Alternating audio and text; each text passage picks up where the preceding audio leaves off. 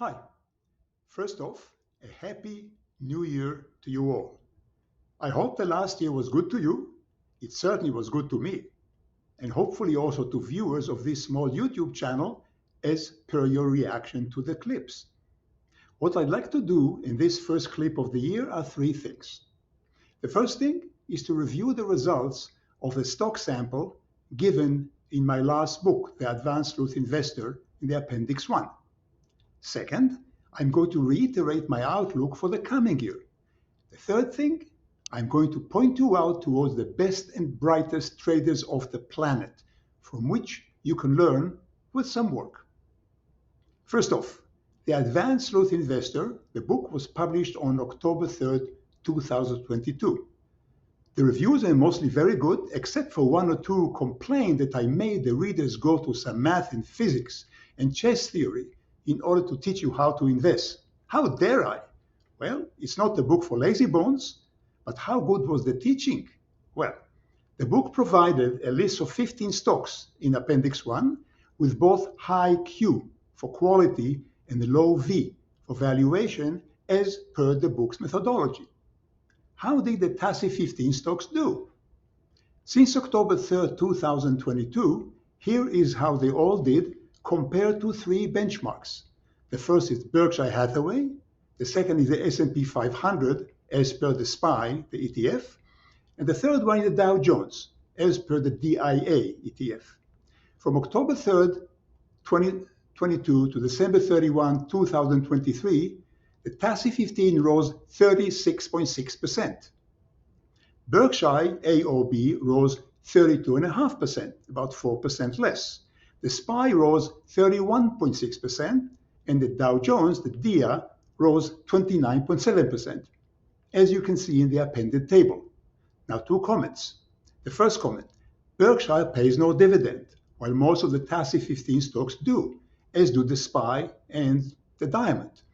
This highlights further the power of the TASI 15 methodology. So those of you who are too lazy to go through all the chapters, rethink your reluctance and reread them. The above results probably outperformed 99% of all money managers out there last year. Second comment, one of the TASI 15, INMED, INMD symbol, blew a gasket and fell 25%.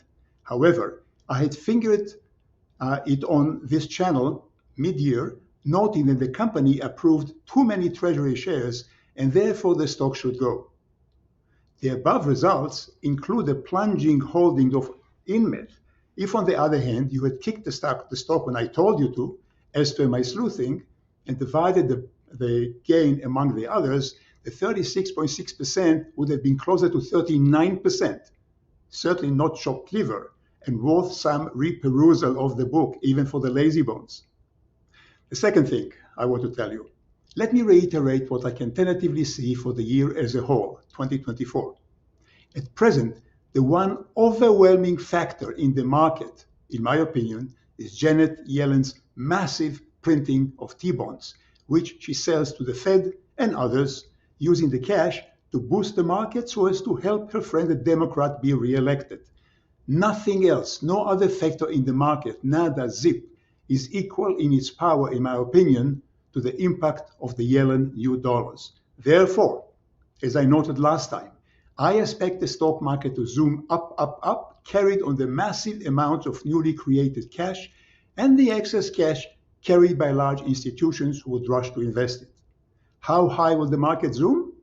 Who knows, but I expect the S&P to burst to 6,000, maybe even surpass it, strictly based on the cash being created by Janet Yellen due to the panic by her Democratic cohorts. How will the zooming market end?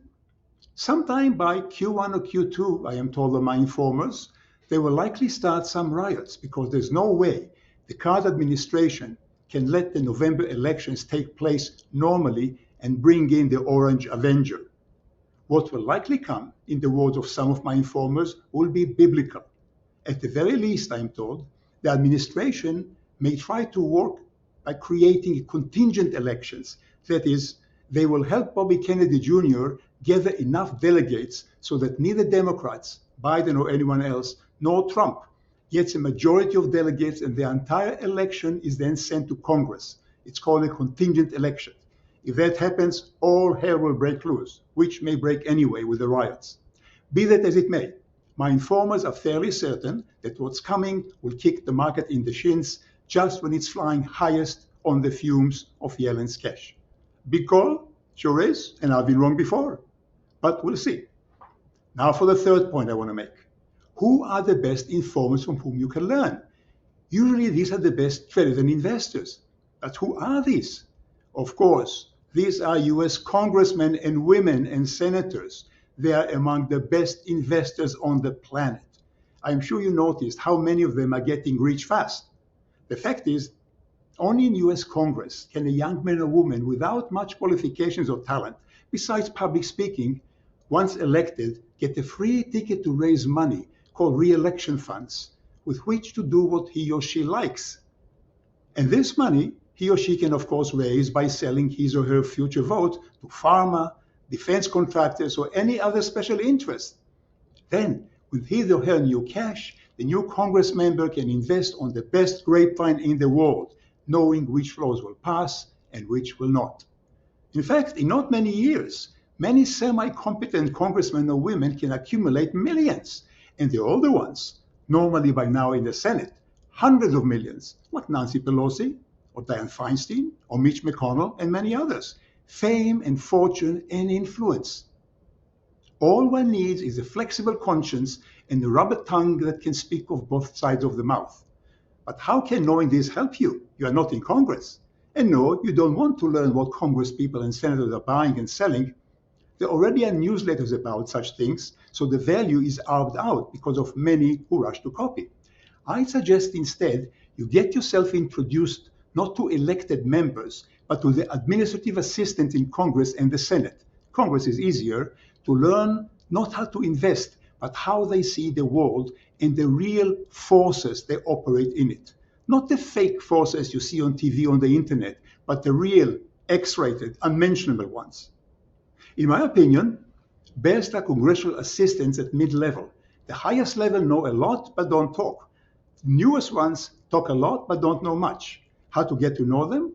Same as getting to know informers anywhere, via introductions, friends, friends of friends, school chums, friends of school chums.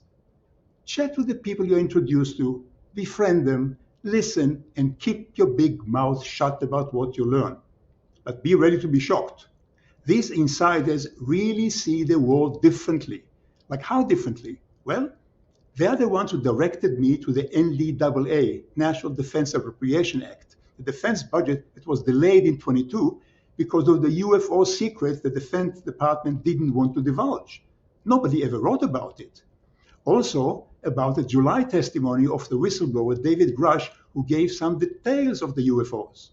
Or the delayed intelligence budget, same reasons. Such worldview also gave me insight into potential value in some South American countries' markets via fights among various branches of the US empire. I spoke about that before, not in detail. Remember, the US empire is not just one empire, it's 4, now going on to 5, with the secret space program, all fighting with each other for people, money, budget, and power. And they mediate the disputes, usually via the Joint Chief of Staff, others via simple bureaucratic knife fights. There's money in this real world view, but you must learn how to read things as they really are, not as they are presented to you. Then you can sleuth the right things at the right time to make real money. Does it work? Look again at the TASI 15 stocks as proof. My year was good. How was yours? If not as good, reread the Advanced Sleuth Investor as well as the Sleuth Investor and learn the method. It's not for the lazy bones, but it's worth your time. That's all for today. Please let me know what you think of the above. Subscribe and retweet to all your friends and subscribers and friends so they'll subscribe too.